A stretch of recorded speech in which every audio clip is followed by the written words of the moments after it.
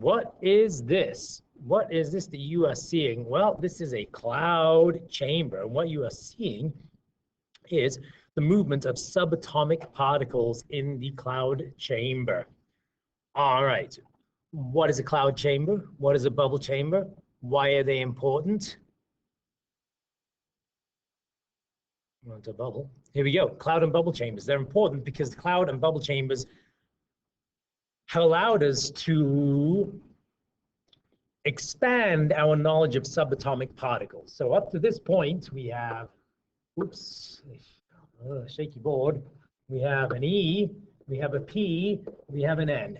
We have an electron, a proton, and a neutron. And for years and years, most scientists and physicists believed that these were the three subatomic particles and there was nothing else. Well, newsflash, there were way more than that. So there are hundreds and hundreds and hundreds. There may be thousands, maybe millions of other subatomic particles that are not electrons or protons and neutrons. And cloud chambers and bubble chambers are one way that physicists, scientists discovered the new particles.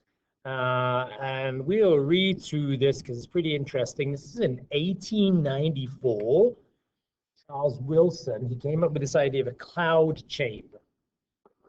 Cloud chamber, so to be able to do this, he made his device so he could keep the air inside supersaturated water. So he's going to create a clouds inside a glass chamber, and he would get supersaturated water. It says air can usually only hold a certain amount of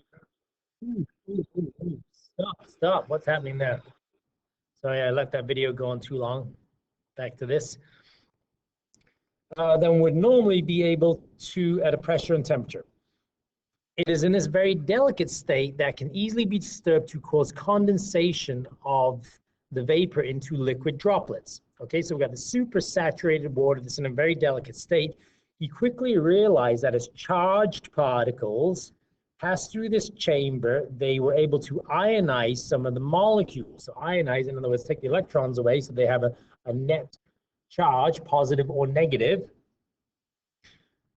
This resulted in ions that cause water vapor to condense. So if water vapor condenses, you'll be able to see it. Over the next few years, Wilson was able to see the path of the charged particles to pass through by looking for the little vapor trails forming in the chamber.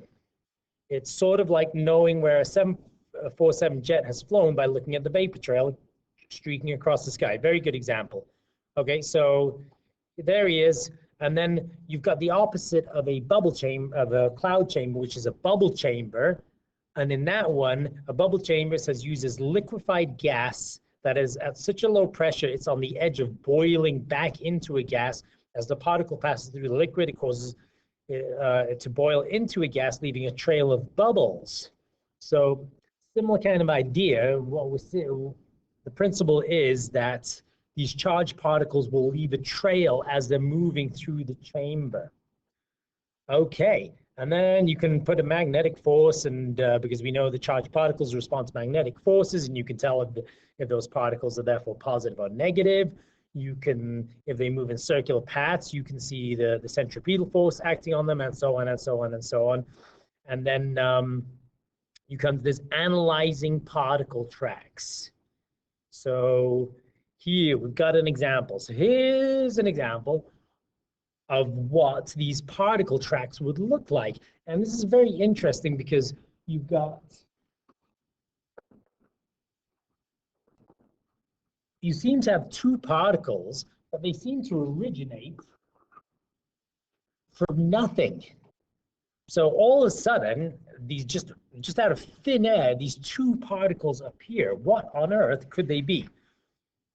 Well, in this example, what have we got? He said we've got a magnetic field that's coming out of the page. So the first thing you can do is determine that both of those particles that are creating those circular paths, one of them must be positive and one of them must be negative because they're being deflected in opposite directions. So let's figure that out first. So let's say the top one. So the top one is being deflected up. So, I mean, here's the path, and then it seems to be deflected up into this, and the magnetic field is coming out of the page, so point your fingers out of the board. point your thumb going to the right. So your thumb goes to the right, your fingers go out of the board. And now, which hand, so the question is, which hand would you have to use so that your palm is facing up? Your right hand or your left hand? Your right or your left? And the answer seems to be your left. Your left hand rule works for this one, right? If I use my left hand and I point my thumb to the right and I point my fingers out of the board, my palm is facing up. So therefore, this one must be negative. And the right hand rule will work for the bottom one. Use your right hand, point your thumb to the right, point your fingers out of the board, and your palm is facing down. So this one must be positive. All right, so we've determined that. Both one's positive, one's negative. Are they, so okay, how about this is an electron and this is a proton? Is that possible? No, absolutely not. Because, now why is that not possible? Because of this.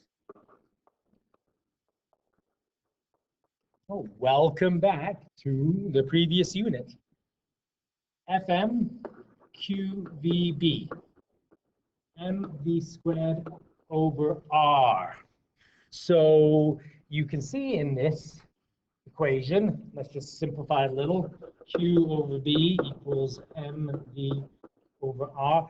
You can see that mass and radius are directly proportional. Can you see that? The radius is directly proportional to the mass. So a bigger mass will have a bigger radius. In other words, if this was an electron, the radius of the proton would be insanely big compared to the radius of the electron. So this cannot be a proton and electron. How about a proton and a, oh, we're done, we're stuck. We're kind of stuck right there. We have no idea what this other particle is. So let's use all the given information and see if we can figure this out.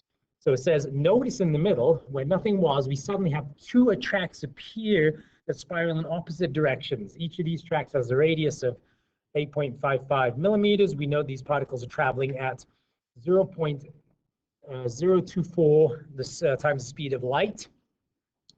Explain using a sketch what you believe is happening in this image. Determine the charge to mass ratio of both particles. Explain the significance of your calculation.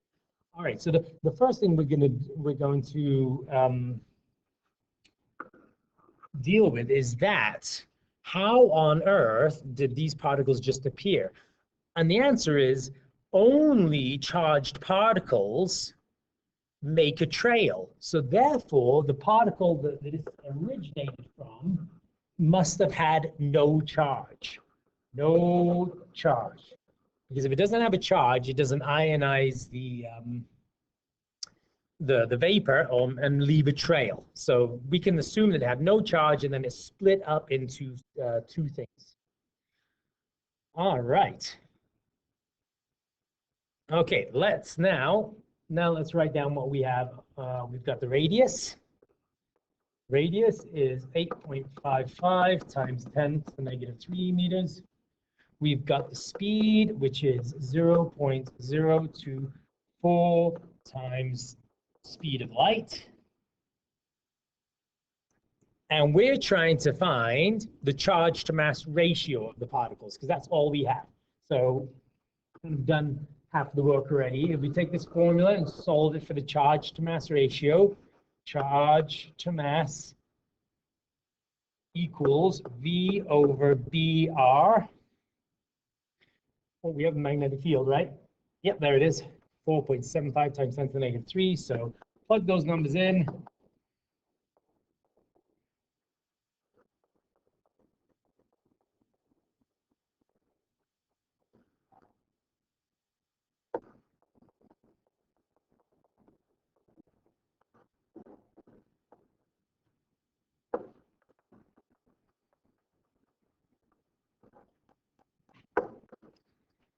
And you end up getting 1.77 times 10 to the negative 11. 1.77.